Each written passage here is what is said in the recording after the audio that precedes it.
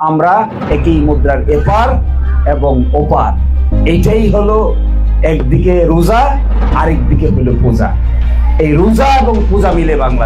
ধর্মীয় অনুভূতিতে আঘাতের অভিযোগে সুপ্রিম কোর্টের জ্যেষ্ঠ আইনজীবী এবং জামাতে ইসলামীর মনোনীত প্রার্থী মোহাম্মদ শিশির মনিরের বিরুদ্ধে ঢাকার একটি আদালতে মামলার আবেদন করা হয়েছে।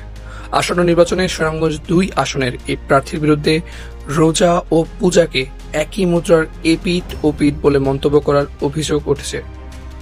আজ রোববার আইনজীবী রিদওয়ান হোসেন রবিন কৃতক ঢাকার অতিরিক্ত চিফ মেট্রোপলিটন ম্যাজিস্ট্রেট জসিতা ইসলামের আদালতে এই মামলার আবেদন করা হয়।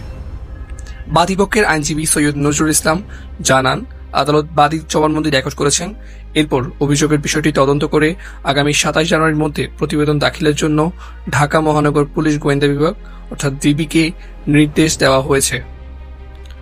মামলার এজাহারে বলা হয়েছে, DSN নামের একটি ইউটিউব চ্যানেলে প্রকাশিত ভিডিওতে শিশির মনির মন্তব্য করেন, রোজা এবং পূজা একই মুদ্রার এপিঠ ও ওপিঠ।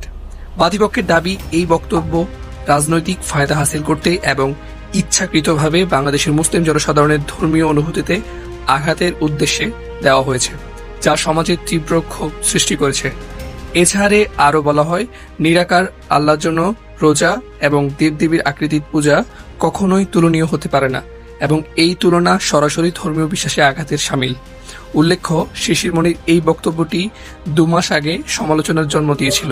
আপনারা দেখবেন যে আমি যে প্রেক্ষাপটে বলেছি সেই প্রেক্ষাপটটা হলো যে মোরা এক বৃন্তে 2টি কুসুম, হিন্দু মুসলমান, মুসলিম তার নয়নমণি, হিন্দু তাহার প্রাণ। এটি বিদ্রোহী কবি কাজী নজরুল ইসলামের একটি কবিতার উদ্ধৃতি। এবং বাংলাদেশে হিন্দু মুসলমান মিলেই বাংলাদেশ। সেই সমালোচনার প্রেক্ষিতে 2 মাস আগে DSN নামক ইউটিউব চ্যানেলে একটি স্পষ্ট বিবৃতি দেন শিশির মনির। তিনি উল্লেখ করেন, মুদ্রার এপিঠ ওপিঠ বলতে তিনি বুঝিয়েছিলেন, বাংলাদেশ যদি একটি মুদ্রা হয় তবে একদিকে মুসলিমরা বসবাস করে এবং রোজা পালন করে, অন্যদিকে হিন্দুরা বসবাস করে এবং পূজা পালন করে, অর্থাৎ যার যার ধর্ম সে পালন করবে। এটাই ছিল তার মন্তব্যের মূল প্রতিপাদ্য।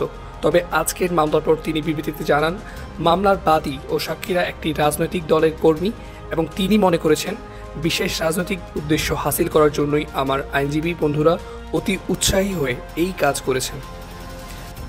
ইমরুল কায়েস, সাভা নিউজ।